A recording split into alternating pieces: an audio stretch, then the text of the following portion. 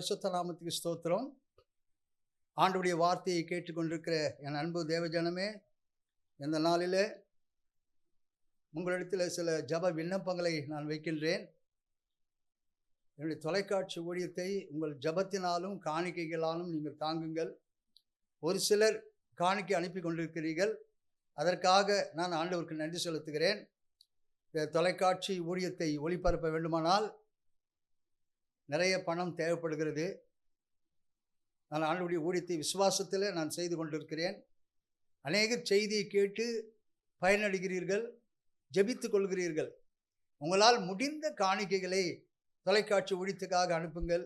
இந்த தொலைக்காட்சி ஊழியத்தின் மூலமாக அநேகர் ஆண்டவருடைய சத்தியங்களை கேட்கின்றார்கள்.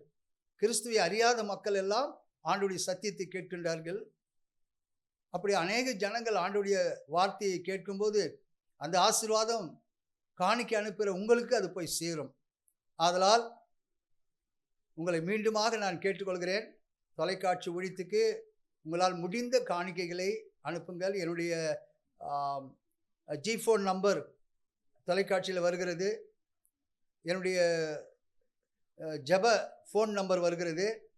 உங்களுக்கு எப்படி காணிக்கை எப்படி அனுப்ப வேண்டும் என்று சொல்லி நீங்கள் அந்த ஃபோன் மூலமாக நீங்கள் கேட்டால் நாங்கள் விவரமாக உங்களுக்கு சொல்லுவோம்.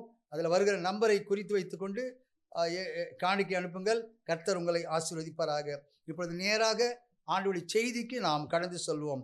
தியானத்துக்கென்று எடுத்துக்கொண்ட வேதவசனம் ஏசாயா தீர்க்கதரிசன புஸ்தகம் 33ஆம் அதிகாரம் 22ஆம் வசனம். கர்த்தர் நம்முடைய நியாயாதிபதி, கர்த்தர் நம்முடைய நியாய பிரமாணிகர், கர்த்தர் நம்முடைய ராஜா, அவர் ரட்சிப்பார். அருமையான தேவச்சனமே, இங்கு வாசிக்கப்பட்ட வேத வசனத்திலே ஆண்டவராகிய இயேசு கிறிஸ்து 3 விதமான தன்மைகளை உடையவராக இருக்கின்றார். கர்த்தர் நம்முடைய நியாயாதிபதியாக இருக்கிறார். கர்த்தர் நம்முடைய நியாய பிரமாணிகராக இருக்கின்றார். கர்த்தர் நம்முடைய ராஜாவாக இருக்கின்றாராம். The Lord is our judge, the Lord is our law giver, the Lord is our king என்று சொல்லி ஆங்கிலத்தில் எழுதப்பட்டிருக்கிறது. இந்த வார்த்தையை நான் வரிசைப்படுத்தி பேச இருக்கின்றேன். முதலாவது, கர்த்தர் நியாய பிரமாணிகர் என்ற தலைப்பில் முதலாவது நாம் தியானிப்போம். அருமையான தேவச்சனமே, உலகம் ஆரம்பத்தில் கர்த்தர் மனிதனுக்கு பிரமாணத்தை கொடுத்தார். ஆதியாகும் முதல் மல்கியா வரையில் நியாய பிரமாணத்தை ஆண்டவர் நமக்கு கொடுத்திருக்கிறார். பிரமாணம் மிகவும் அவசியம் பிரியமானவர்களே. எபிரேயருக்கு எழுதின நிருபம் 8ஆம் அதிகாரம் 10ஆம் வசனத்தில் வேதம் சொல்லுகிறது, தேவன் தன் பிரமாணங்களை நம் மனதில் எழுதுவேன் என்கிறார். நாம் பாவம் செய்யாதபடி பிரமாணங்களை ஆண்டவர் நம்முடைய மனதிலே எழுதி வைத்திருக்கின்றார். 2 கொரிந்தியர் 4ஆம் அதிகாரம் 4ஆம் வசனத்திலே பவுல் சொல்கிறார், இப்பிரபஞ்சத்தின் தேவனாகிய பிசாசானவன் நம்முடைய மனதை குருடாக்கினதாலே ஆண்டவர் கொடுத்த நியாயபிரமாண சத்தியத்தை மக்கள் அறியாமல் இருக்கின்றார்கள். யாக்கோபின் புஸ்தகம் 4ஆம் அதிகாரம் 12ஆம் வசனம் சொல்கிறது, நியாயப்பிரமாணத்தை கட்டளையிடுகிறவர் ஆண்டவர் ஒருவரே, இவரே ரட்சிக்கவும் அழிக்கவும் வல்லவர். பிரியமானவர்களே, பிரமாணத்திற்கு கீழ்ப்படிந்தால் நமக்கு ரட்சிப்பு. பிரியமானவர்களே, பிரமாணத்திற்கு கீழ்ப்படியாவிட்டால் அழிவை நாம் தேடிக்கொள்கிறோம். பிரமாணம் நியாயம் தீர்க்கும். பிரியமானவர்களே, நியாய பிரமாணமாகிய வார்த்தையை நாம் விசுவாசிக்க வேண்டும். பிரியமானவர்களே, கர்த்தர் யோசுவாவை பார்த்து சொன்னது, யோசுவாவின் புஸ்தகம் 1ஆம் அதிகாரம் 7ஆம் வசனத்தையும் 8ஆம் வசனத்தையும் நான் வாசிக்கின்றேன். என் தாசனாகிய மோசே உனக்கு கற்பித்த நியாயப்பிரமாணத்தின் படியெல்லாம் செய்ய கவனமாய் இருக்கும் மாத்திரம் மிகவும் பலம் கொண்டு திடமனதாயிரு. நீ போகும் இடமெல்லாம் புத்திமானாய் நடந்து கொள்ளும்படிக்கு அதை விட்டு வலதுபுறம் இடதுபுறம் விலகாதிருப்பாயாக. இந்த நியாயப்பிரமாண புஸ்தகம் உன் வாயை விட்டு பிரியாதிருப்பதாக. இதில் எழுதியிருக்கிறபடியெல்லாம் நீ செய்ய கவனமாய் இருக்கும்படி இரவும் பகலும் அதை தியானித்துக் கொண்டிருப்பாயாக. அப்பொழுது நீ உன் வழியை வாய்க்க பண்ணுவாய், அப்பொழுது புத்திமானாயும் நடந்து கொள்வாய். ஆமென். அல்லேலூயா. அருமையான தேவச்சனமே, இங்கு யோசுவாவுக்கு ஆண்டவர் மோசே மூலமாக கொடுத்த கட்டளை, நியாயப்பிரமாணத்தை இரவும் பகலுமாக தியானி, அதை விட்டு விலகாதிருப்பாயாக, அது உன் வாய் விட்டு பிரியாதிருப்பதாக என்று ஆண்டவர் சொல்வதை நாம் பார்க்கிறோம்.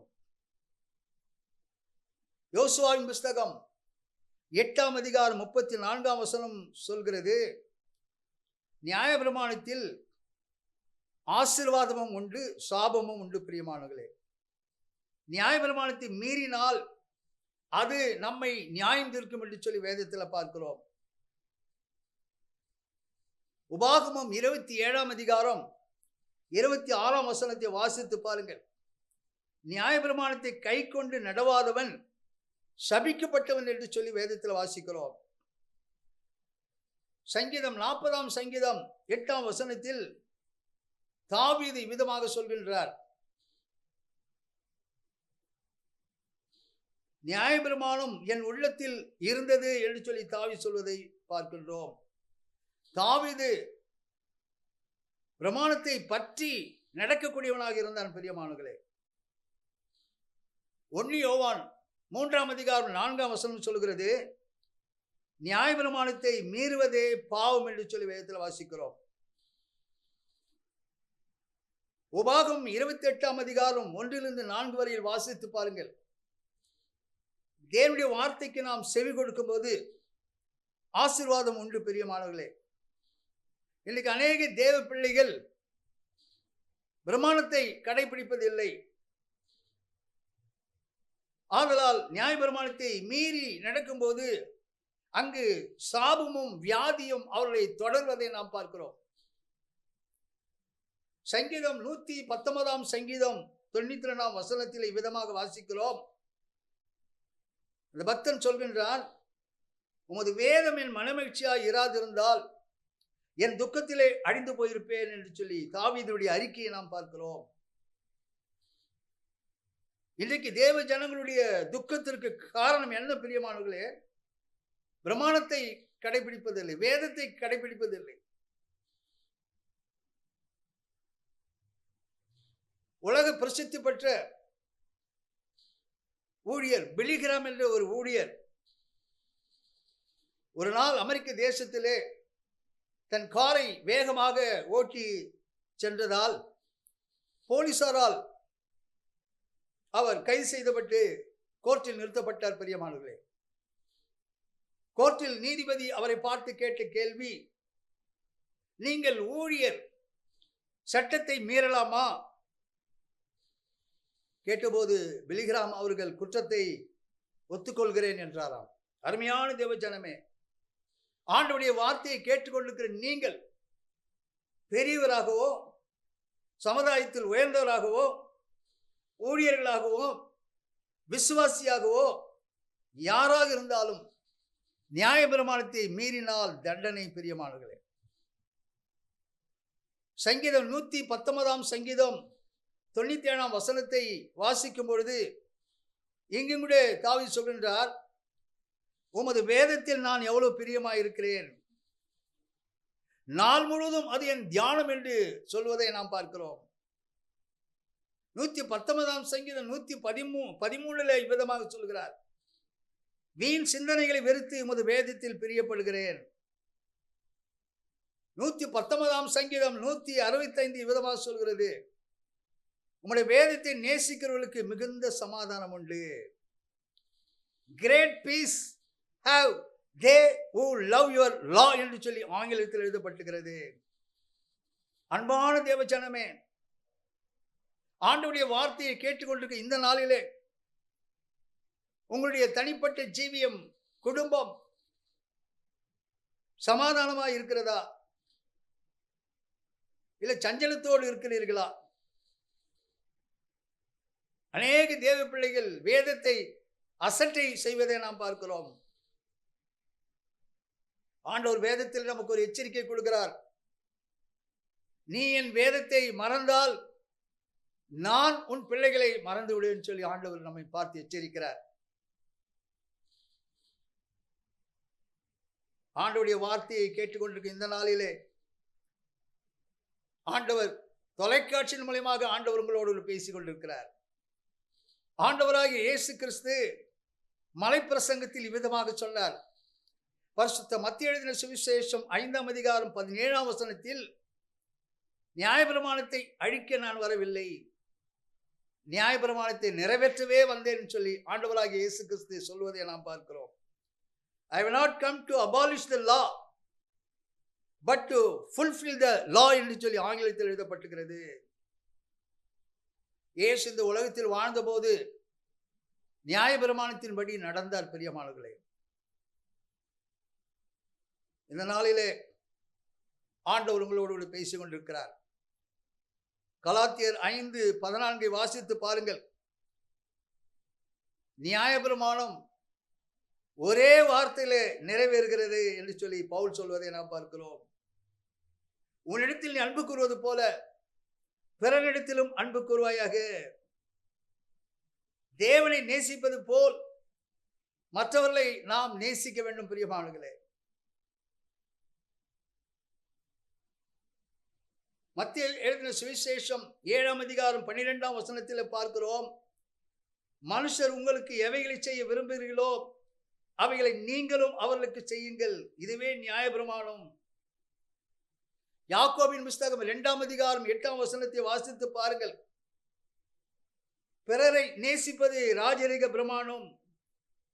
ராஜரிக பிரமாணத்தை நிறைவேற்றினால் ஆசீர்வாதமாய் இருப்பீர்கள். உங்களை ஆராய்ந்து பாருங்கள். நியாய பிரமாணத்தின்படி நடக்கிறீர்களா? சற்று சிந்தித்து பாருங்கள். பல ஆண்டுகளுக்கு முன்னதாக ஒரு திருச்சபையிலே நான் பிரசங்கிக்க சென்றிருந்தேன். வேத புத்தகத்தை எடுத்து கையில் எடுத்துக்கொண்டு அந்த புல்பீட்டை நோக்கி நான் போய்கொண்டிருக்கும் போது அந்த சபைக்கு முன்னால் ஒரு சகோதரன் உட்கார்ந்து கொண்டிருந்தார். அவர் என் கையில் இருக்கிற வேத புத்தகத்தை பிடுங்கினார். நான் சற்றும் எதிர்பார்க்கவில்லை. அவர் கையில் வேதத்தை கொடுத்து விட்டு நான் புல்பீட்டில் ஏறி ஆண்டோடைய வசனத்தை நான் பிரசங்கித்தேன். பிரியமானவர்களே, அப்போது அங்கிருந்த போதகர் சொன்னார், நீங்கள் இதை குறித்து ஒன்றும் கவலைப்படாதீர்கள், கோபித்துக் கொள்ளாதீர்கள்.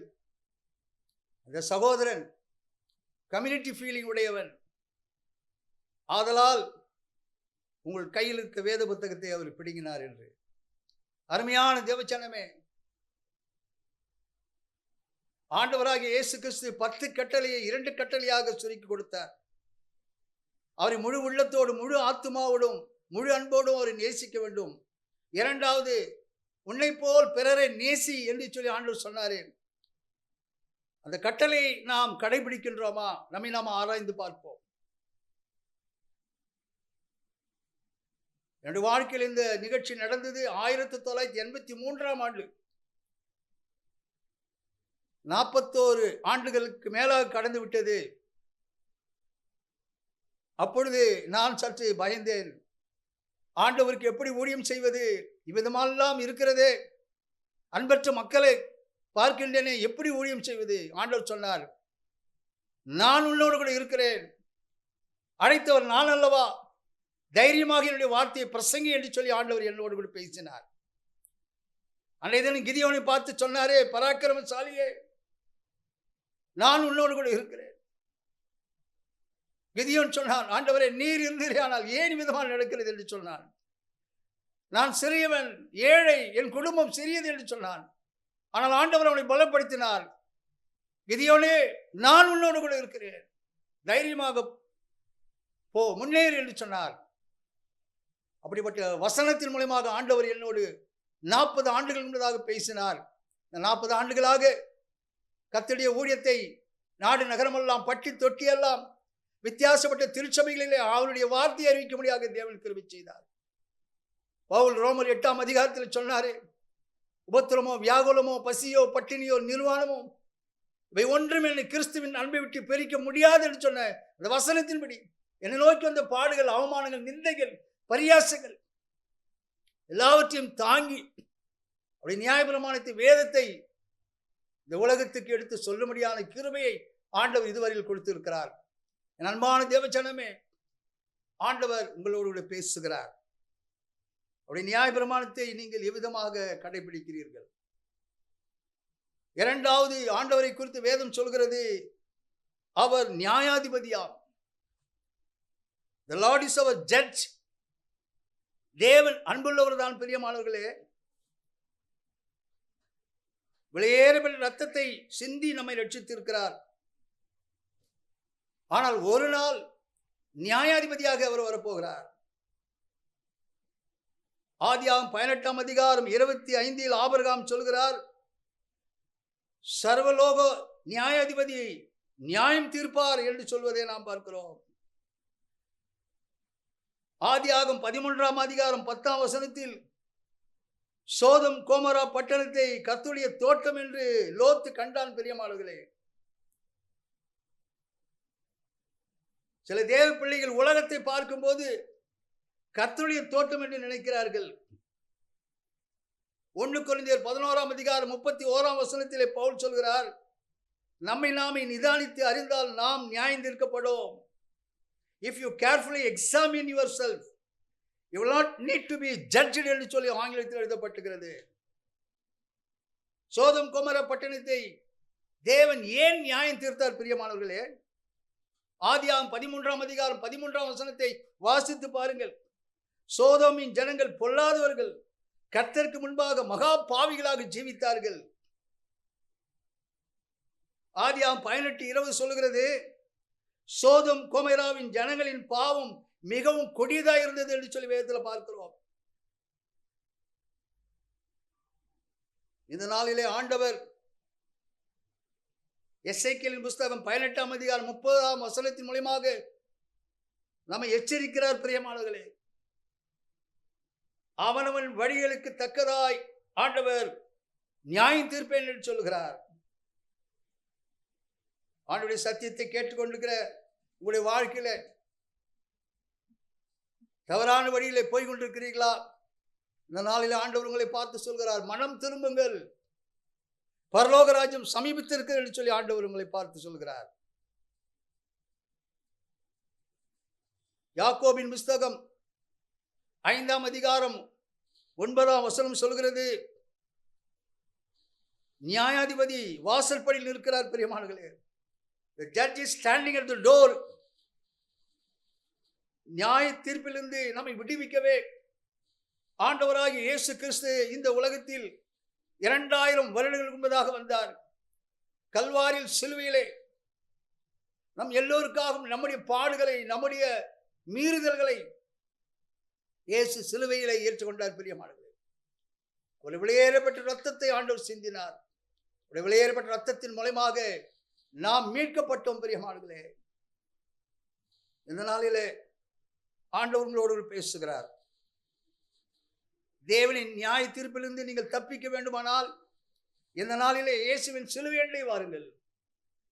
இயேசு உங்கள் பாவத்தை மன்னித்து உங்களை ரட்சிப்பார். விலையேற பெற்ற தீரு ரத்தமே அவர் விழாவினில் பாயுதே. விலையேற பெற்றோனாய் உன்னை மாற்ற விலையாக ஈந்தனாரே. விலையேற பெற்றோனாய் உன்னை மாற்ற விலையாக ஈந்தனாரே. கல்வாரியின் கருணை காயங்களில்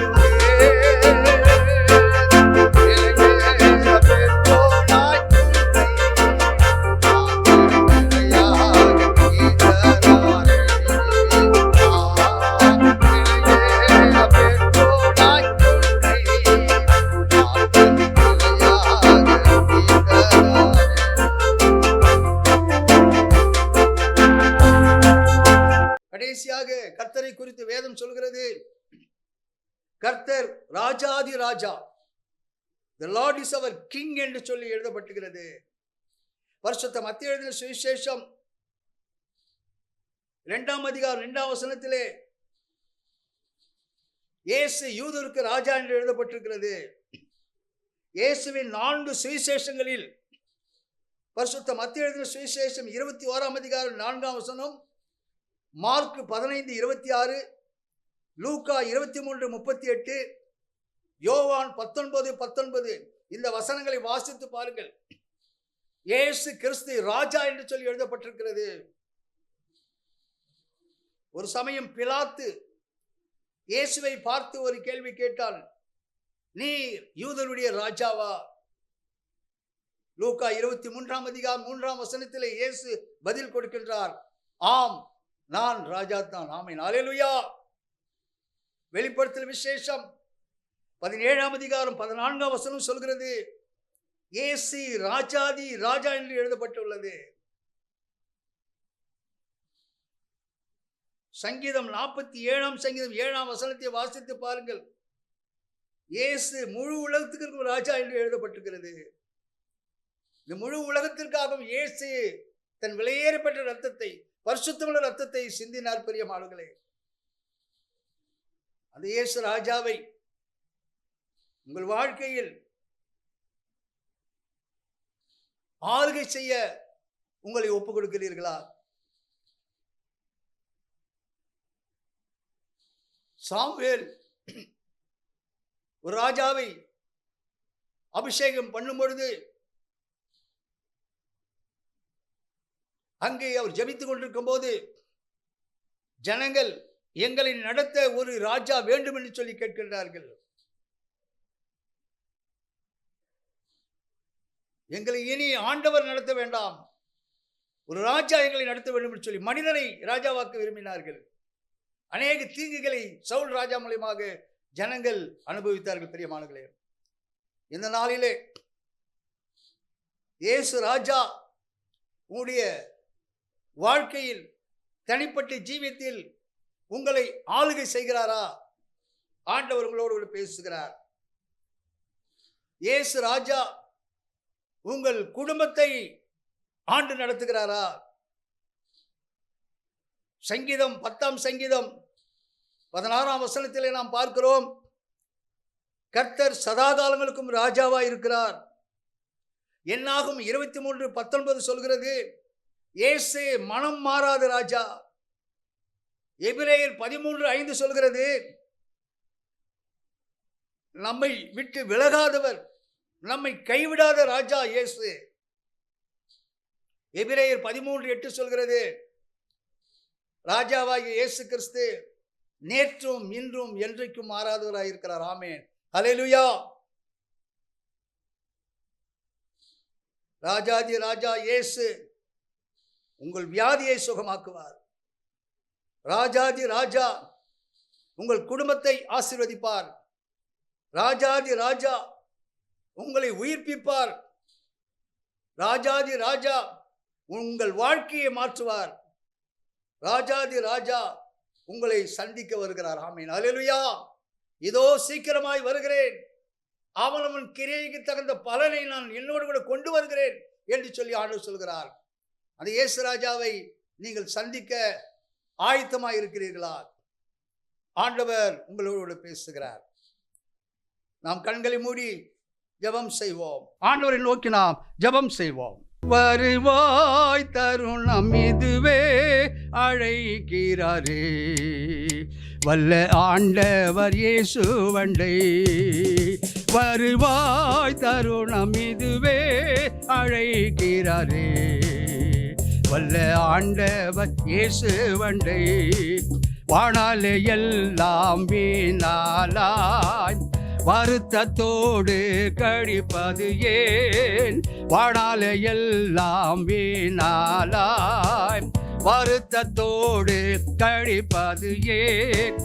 வந்தவர் பாதம் தமிழ்ந்தால் வாழ்வித்து உன்னை சேர்த்து கொள்வார். வருவாய் தருணம் இதுவே அழைக்கிறாரே, வல்ல ஆண்டவர் இயேசுவண்டை.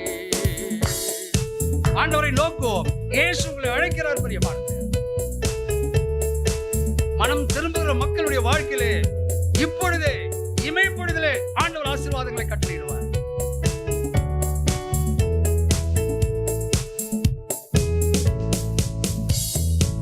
வானத்தின் கீழே பூமி மேலே வானவர் இயேசு நாமமல்லால்.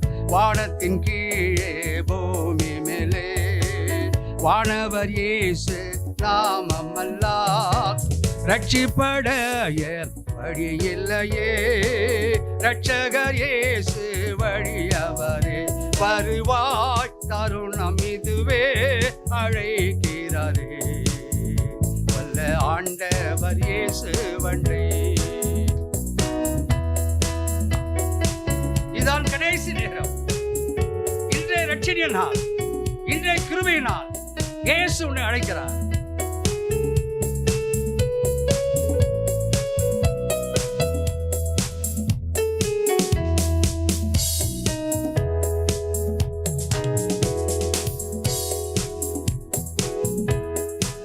சத்திய வாக்கை நம்பியவா, நித்திய ஜீவன் உனக்களிப்பார். சத்திய வாக்கை நம்பியவா, நித்திய ஜீவன் உனக்களிப்பார். உன் பெயரை ஜீவ புஸ்தகத்தில் உண்மையா இன்று எழுதிடுவார். வருவாய் தருணம் இதுவே அழைக்கிறாரே. வல்ல ஆண்டவர் இயேசு வண்டை. வருவாய் தருணம் இதுவே அழைக்கிறாரே. வல்ல ஆண்டவர் இயேசு வண்டை. மகா இரக்கமுள்ள எங்கள் தேவனே, நம்ம நன்றியோடு ஸ்தோத்திரிக்கிறோம், ஸ்தோத்திரிக்கிறோம், ஸ்தோத்திரிக்கிறோம், ஸ்தோத்திரிக்கிறோம் அப்பா. ஆண்டவரே, நாங்கள் இந்த உலகத்தில் ஆண்டவரே உம்முடைய பாதையை பின்பற்றி நடக்க ஆண்டவரே நீர் எங்களுக்கு ஒரு நியாய பிரமாணத்தை கொடுத்து இருக்கிறீரப்பா. யோசுவாவை பார்த்து சொன்னீரே, இந்த நியாய பிரமாணம் உன் வாய் விட்டு பிரியாதிருப்பதாக, அதை இரவும் பகலும் தியானித்துக் கொண்டிருப்பாயாக என்று சொல்கிறப்பா. உடைய நியாய பிரமாணத்தை ஆண்டவரே நாங்கள் இரவும் பகலும் தியானிக்க எங்களுக்கு வேண்டிய கிருபைகளை தாரும் அப்பா. உம்முடைய வேதத்தை நாங்கள் அசட்டை செய்யாதபடி அப்பா, உடைய வேதத்துக்கு முக்கியத்துவம் கொடுக்கக்கூடிய பிள்ளைகளாக எங்கள் ஒவ்வொருவரையும் மாற்றும் அப்பா. அன்றைக்கு சங்கீதத்திலே வேதத்தில் எழுதப்பட்டிருக்கிறது, கர்த்தருடைய வேதத்தில் இரவும் பகலும் தியானமாக இருக்கிற மனுஷன் பாக்கியவான். அவன் நீர்க்கால் ஓரமாய் நடப்பட்டு தன் காலத்தில் தன் கனியை தந்து இலையுதலாக இருக்கிற மரத்தை போல் இருப்பான்.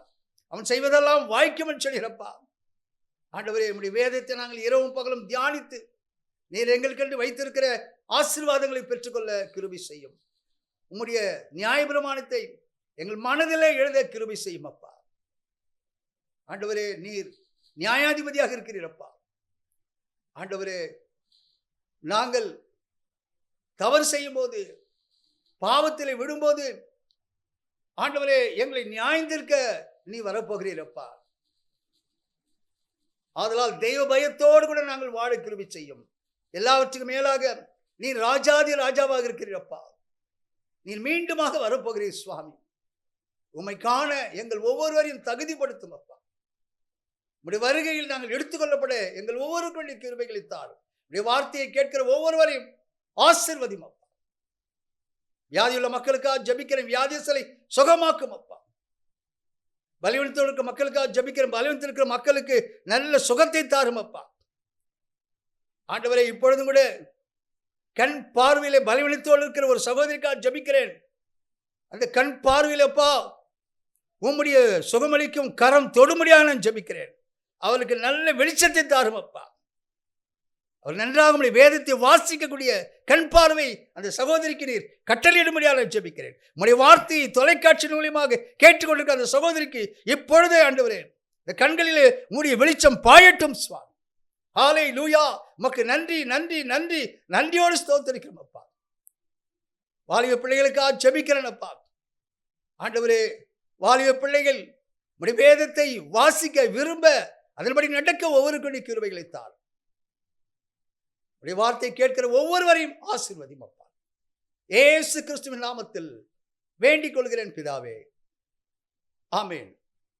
தொடர்பு கொள்ள வேண்டிய எங்கள் முகவரி: pastor Wingston James M divinity, Jesus gospel mission, இடம் 1/20, new Bethania Nagar, 3rd street, Ramapuram, Chennai 600089. Cell number 9962966097.